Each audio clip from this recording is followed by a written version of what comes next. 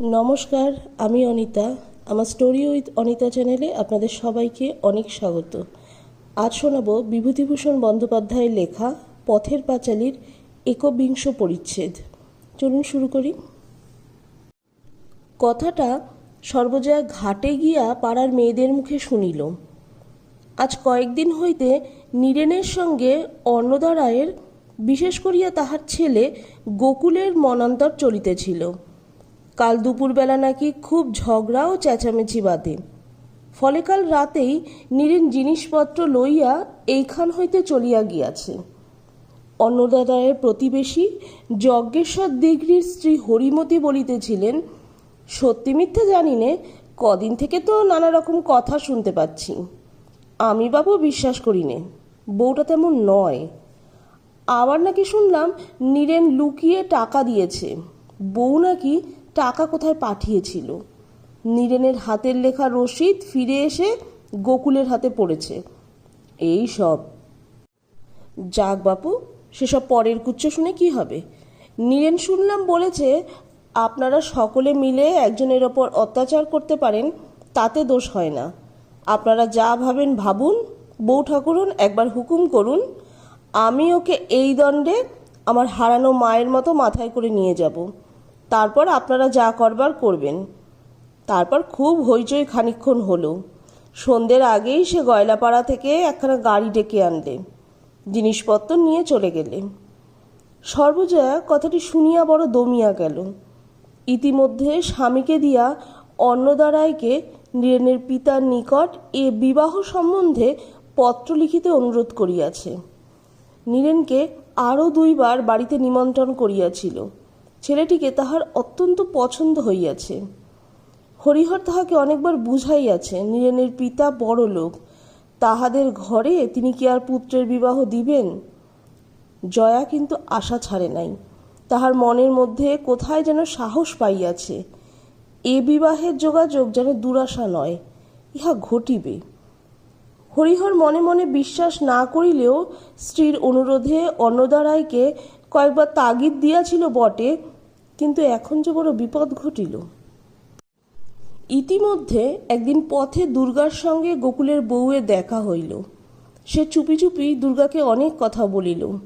নীরেন কেন চলিয়া গেল তাহারই ইতিহাস বলিতে বলিতে তাহার চোখ ঝাঁপাইয়া ঝরঝর করিয়া জল পড়িতে লাগিল। এই রকম ঝাঁটালাথি খেয়েই দিন যাবে। কেউ নেই দুর্গা, তাও কি ভাইটা মানুষ? কোথাও যে 2 দিন জুড়ব সে জায়গা নেই। সহানুভূতিতে দুর্গার বুক ভরিয়া উঠিল। সঙ্গে সঙ্গে খুড়িমার কলঙ্কের বিরুদ্ধে তীব্র প্রতিবাদ ও তাহার দুঃখে সান্ত্বনাসূচক কথা অস্পষ্টভাবে তাহার মনের মধ্যে চোট পাকাইয়া উঠিল। সব কথা গুছাইয়া বলিতে না পারিয়া শুধু বলিল, ওই সখী ঠাকুরমা যা লোক, বলুক গে না, সে করবে কি? কেঁদো না খুড়িমা লক্ষ্মীটি, আমি রোজ যাব তোমার কাছে। সর্বজয়া শুনিয়া আগ্রহে সুরে জিজ্ঞাসা করিল, বৌমা কি বললে টললে দুর্গা? তার নীরেনের কথা কিছু হলো নাকি? দুর্গা লজ্জিত সুরে বলিল, তুমি কাল জিজ্ঞেস করো না ঘাটে, আমি জানি না।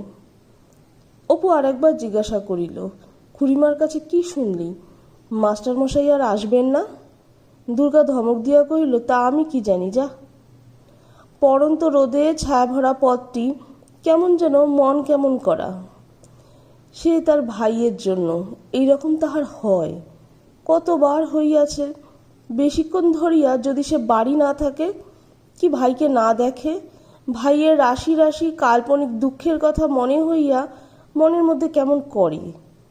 তাহার অমন দুধে আলতা রঙের সোনার পুতুলের মতো ভাইটা ময়লা আচ্ছেরা একটা কাপড় পরিয়া বাড়ির দরজার সামনে আপন মনে একা একা কড়ি চালিয়া বেগুন বিচি খেলিতেছে।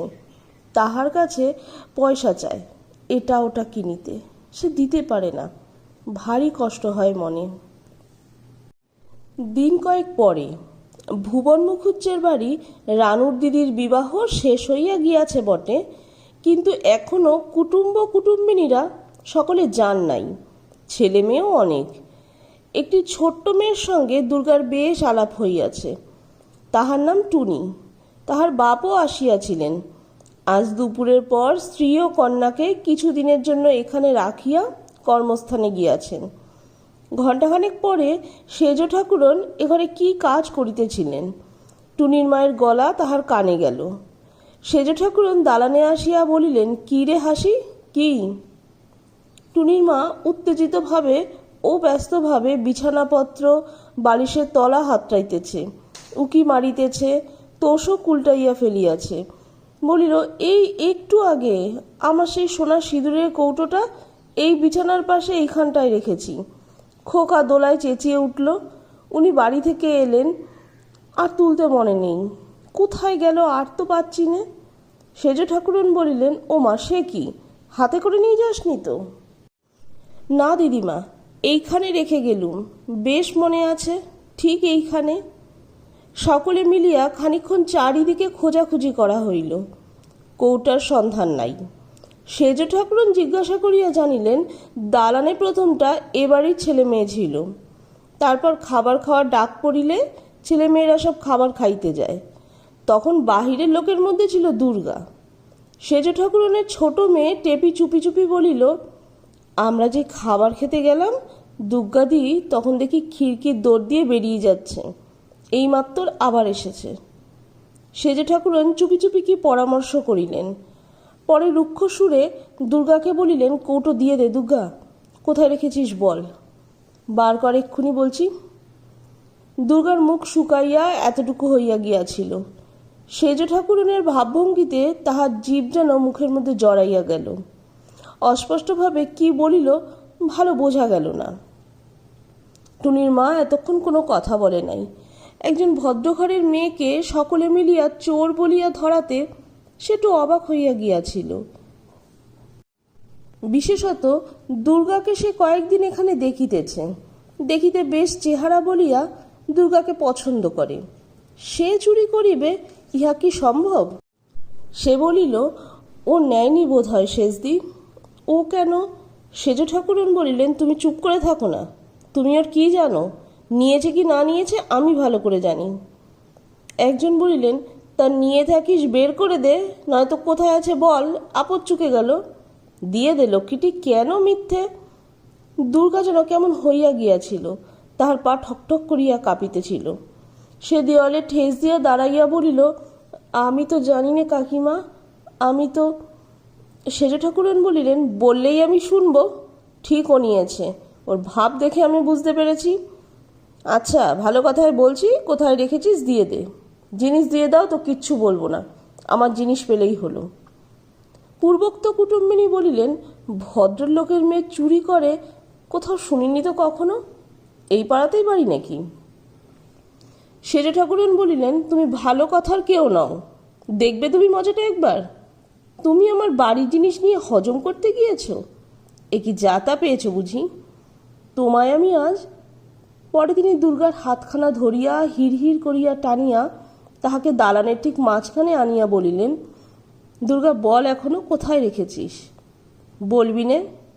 না, তুমি জানো না, তুমি খুকি, তুমি কিচ্ছু জানো না।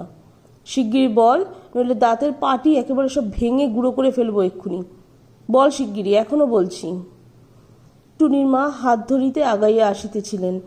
একজন কুটুম্বিনী বলিলেন, রোশোনা, দেখছো না, ওই ঠিক নিয়েছে, চোরের মারই ওষুধ, দিয়ে দাও, এখনই মিটে গেল, কেন মিথ্যে? দুর্গার মাথার মধ্যে কেমন করিতেছিল। সে অসহায়ভাবে চারিদিকে চাহিয়া অতি কষ্টে শুকনো জিভে জড়াইয়া উচ্চারণ করিল, আমি তো জানি না কাকিমা, ওরা সব চলে গেল, আমিও তো। কথা বলিবার সময় সে ভয়ে আড়ষ্ট হইয়া সেজ ঠাকুরনের দিকে চোখ রাখিয়া দেয়ালের দিকে ঘেঁষিয়া যাইতে লাগিল। পরে সকলে মিলিয়া আরও খানিকক্ষণ তাহাকে বুঝাইল, তাহার সেই এক কথা সে জানে না। কে একজন বলিল, পাকা চোর। টেপি বলিল, বাগানের আমগুলো তলায় পড়বার জো নেই কাকিমা। শেষোক্ত কথাতেই বোধ হয় সেজ ঠাকুরনের কোনো ব্যথায় ঘা লাগিল। তিনি হঠাৎ বাজখাই রকমের আওয়াজ ছাড়িয়া বলিয়া উঠিলেন, তবে রে পাজি নচ্ছার, চোরের ঝাড়, তুমি জিনিস দেবে না, দেখি তুমি দেও কি না দাও। কথা শেষ করিয়াই তিনি দুর্গার ওপর ঝাঁপাইয়া পড়িয়া তাহার মাথাটা লইয়া সজোরে দেওয়ালে ঠুকিতে লাগিলেন। বল, কোথায় রেখেছিস? বল এক্ষুনি, শিগগির বল। টুনির মা তাড়াতাড়ি ছুটিয়া আসিয়া সেজে ঠাকুরানের হাত ধরিয়া বলিল, করেন কি সেজদি? থাকবে আমার কৌটো, ওরকম করে মারেন কেন? ছেড়ে দিন, থাক হয়েছে, ছাড়ুন। ছি। মার দেখিয়া টুনি কাঁদিয়া উঠিল। পূর্বোক্ত কুটুম্বিনী বলিলেন, রক্ত পড়ছে যে। দুর্গার নাক দিয়া ঝরঝর করিয়া রক্ত পড়িতেছে, কেহ লক্ষ্য করে নাই। বুকের কাপড়ের খানিকটা রক্ত রাঙা হইয়া উঠিয়াছে। টুনির মা বলিলেন, শিগগির একটু জল নিয়ে আয় টেপি, রোয়াকের বালতিতে আছে দেখ। চেঁচামেচি ও হইচই শুনিয়া পাশের বাড়ির কামারদের বউ ঝিরা ব্যাপার কি দেখিতে আসিল। রানুর মা এতক্ষণ ছিলেন না। দুপুরে খাওয়া দাওয়ার পর কামার বাড়ি বসিয়া গল্প করিতেছিলেন, তিনিও আসিলেন। মারের চোটে দুর্গার মাথার মধ্যে ঝাঝা করিতেছিল। সে দিশাহারা ভাবে ভিড়ের মধ্যে একবার চাহিয়া কি দেখিল। জল আসিলে রানুর মা তাহার চোখে মুখে জল দিয়া তাহাকে ধরিয়া বসাইলেন। তাহার মাথার মধ্যে কেমন যেন ঝিমঝিম করিতেছিল। সে দিশাহারা ভাবে বসিয়া পড়িল। রানুর মা বলিলেন, অমন করে কি মারে সেজদি? রোগা মেয়েটা, ছি। তোমরা ওকে চেনোনি এখনো? চোরের মার ওষুধ ছাড়া নেই বলে এই দিলুম।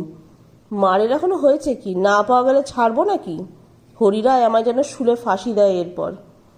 রানুর মা বলিলেন, হয়েছে, এখন একটু সামলাতে দাও সেজদি, যে কাণ্ড করেছ। টুনির মা বলিল, ও মা, এত হবে জানলে কে কৌটোর কথা বলতো?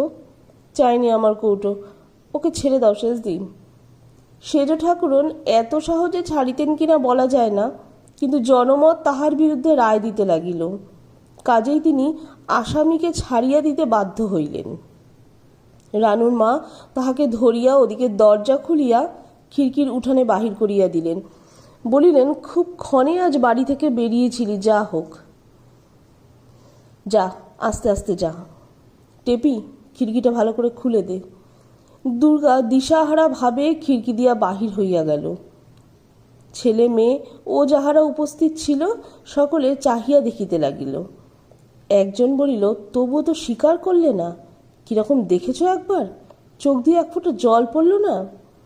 রানুর মা বলিলেন, জল পড়বে কি, ভয়েই শুকিয়ে গিয়েছে, চোখে কি আর জল আছে? ওই রকম করে মারে সেজদি?